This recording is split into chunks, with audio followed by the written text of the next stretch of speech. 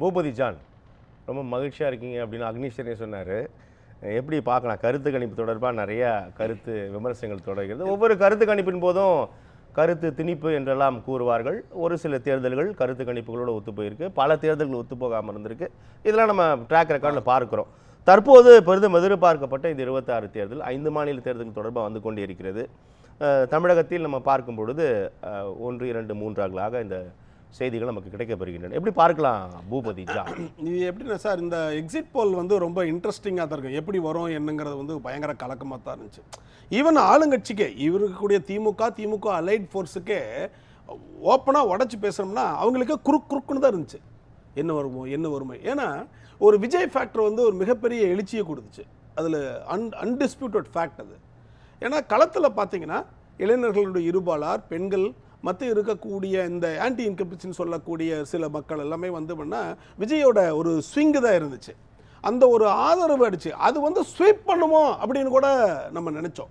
அப்படின்னு பொதுமக்களுடைய எண்ணம், என்னுடைய எண்ணம் கூட சில சமயத்தில் இருந்துச்சு மைண்டில். ஒருவேளை ஒரு அதிசயம் நடக்கும்ல, த மிராக்கிள் சம்டைம் ஹேப்பன்ஸ், அதிசயங்கள் எப்பாவது நடந்துடும் சரிங்களா. அதனால் அது டிவிக்கே வந்து ஸ்வீப் பண்ணி மேலே போயிருமோ அப்படின்னு கூட ஒரு தாட்டெல்லாம் ஓடிட்டு இருந்துச்சு.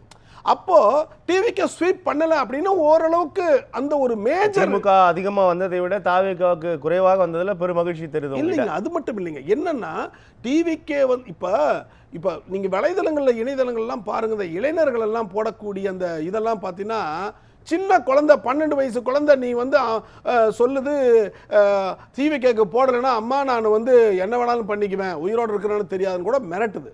அந்த அளவுக்கு இருக்கக்கூடிய ஒரு என்ன சொல்றது கலாச்சார சீர்கேடு அது.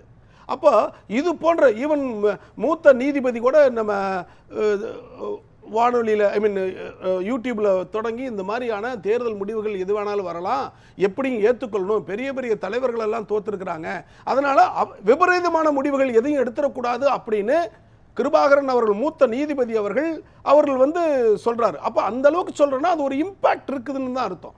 அதே மாதிரி வலைதளங்கள், இணையதளங்கள், அதில் எல்லாத்துலேயும் பார்த்தா சிறுவர்கள் இருக்கக்கூடிய மனநிலை, அவங்களுடைய சைக்கலாஜிக்கல் ஹிஸ்டீரிக்கல் கன்வர்ஷன் ஆர் ஹிஸ்டீரிக்கல் ஃபோபியா, இதெல்லாம் பார்க்கும் பொழுது ஒரு விதமான ஒரு தாக்கத்தை ஏற்படுத்துமோ என்கிற அச்சம் இருந்துச்சு. அப்போ அந்த கருத்து கணிப்பை நான் எப்படி பார்க்குறேன் அப்படின்னா, அஃப்கோர்ஸ் டிஎம்கேக்கு ஒரு அட்வான்டேஜ் கொடுக்குறாங்க.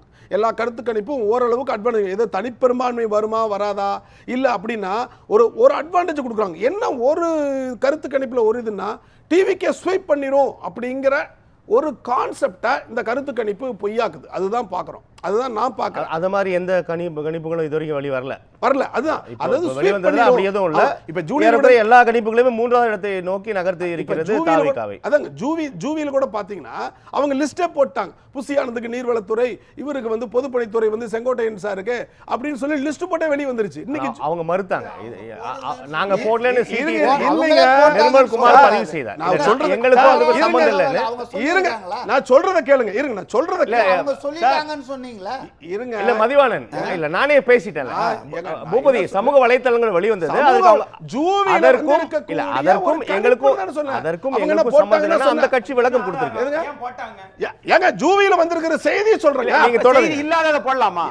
இல்ல நீங்க தொடர்ந்து. இன்னைக்கு ஜூவி படிச்சீங்களா? இன்னைக்கு ஜூவி இல்ல, இன்னைக்கு படிச்சீங்களா? கடைசி பேஜ் படிச்சீங்களா? இன்னைக்கு படிக்கல. நம்ம பேசலாம். இன்னைக்கு வந்துருச்சு கடைசி பேஜ்ல போய் அவர் பேச விடுங்க. பூபதி சொல்லுங்க. அதனால என்ன சொல்ல வரேன்னா, ஜூவியில வந்திருக்கக்கூடிய கடைசி பக்க கட்டுரை இப்ப படிச்சுட்டு தானே வர்றேன் ஜூவியை நானு. அதனால கடைசி பக்க கட்டுரை சொல்ல வர்றேன். அதனால அவங்க சொன்னாங்களா இல்லைன்னா அப்படி ஒரு தகவல் சொல்றாங்க அவ்வளோ. அதனால எதுக்கு அப்படின்னா அந்த ஸ்வீப் வருமோன்னு நினைச்சதுக்கு வந்து அந்த மாதிரி ஸ்வீப் வரல அப்படின்னு கருத்து கணிப்பு எடுத்துக்கலாம். ஒரு ஓவரால் பார்த்தீங்கன்னா ஒரு ஓவரால் பர்சன்டேஜில் ஒரு 70%, 60 to 70% இது வந்து இது வந்து பாசிட்டிவ் தான் இருந்திருக்கு. அதாவது டிஎம்கே அண்ட் அலையன்ஸ்க்கு வந்து ஓரளவுக்கு வரும். ரொம்ப இப்போ வந்து 60 to 70% நம்ம ஏற்றுக்கொள்ளலாம்னு சொல்றீங்களே, அந்த 60 to 70% மீதான நம்பகத்தன்மை எப்படி பாக்குறீங்க? இல்ல அது எப்படி ட்ரஸ்ட் பண்றீங்க? அது எப்படி ட்ரஸ்ட் பண்றீங்க? ஏன் அப்படின்னா அதன் மீது என்ன சொல்றாங்கன்னா, ஒரு தொகுதியில குறைந்தபட்சமா ஒரு 1.5-2 லட்சம் வாக்காளர்கள் இருக்கிற இடத்துல ஒரு அதிகபட்சமா 20-30,000 பேர்கிட்ட இந்த கருத்து கணிப்பு நடத்தி இருப்பார்களா, அவங்க எப்படி மொத்த தொகுதியோட குரலா வந்து பிரதிபலிப்பாங்க அப்படின்னா இதன் மீது தொடர்கின்ற விமர்சனங்கள் அது எப்படி பார்க்க? அது ரெண்டு கோணத்துல பார்க்குறேன், ரெண்டு கான்செப்ட். பார்ட்டியே பார்ட்டி பிரிக்கிறேன். பார்ட்டியேங்கிறது வந்து நான் ஒரு மருத்துவர், வர்ற பேஷண்ட்டு கிட்டெல்லாம் நான் கேட்குறது தான் வேலை.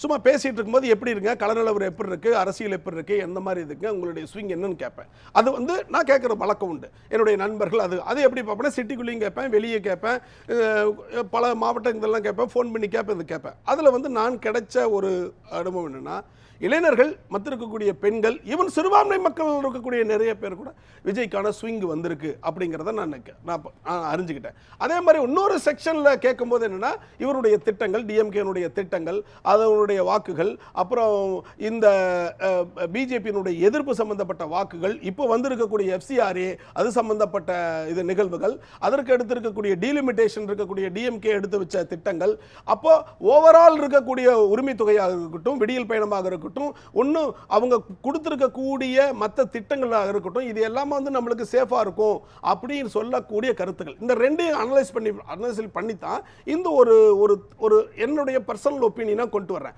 ஆக என்னன்னா, நான் வந்து ஓவராகவும் திங்க் பண்ணல, கிட்டத்தட்ட இது 100% பிலீவ் பண்ணல, கிட்டத்தட்ட 100% தான்ப்பா அப்படின்னு நான் சந்தோஷப்படலை. பட் அதே சமயத்தில் நீங்க 60 to 70% அதை பிலீவ் பண்றீங்க. ஆமா, பிலீவ் பண்றேன். 60 to 70% ஒரு ஆவரேஜ் கொடுக்குறேன். அட்லீஸ்ட் அவங்க ஃபெயிலா போல, ரைட், ஓகே, ஈவன் கிரேட் 1 கூட எடுக்கல, ஒரு கிரேட் 2 கிரேட் 3 அதுல நிக்குது அப்படிங்கிற ஒரு ஃபீல் எடுக்கிறேன். அவ்வளவுதான்.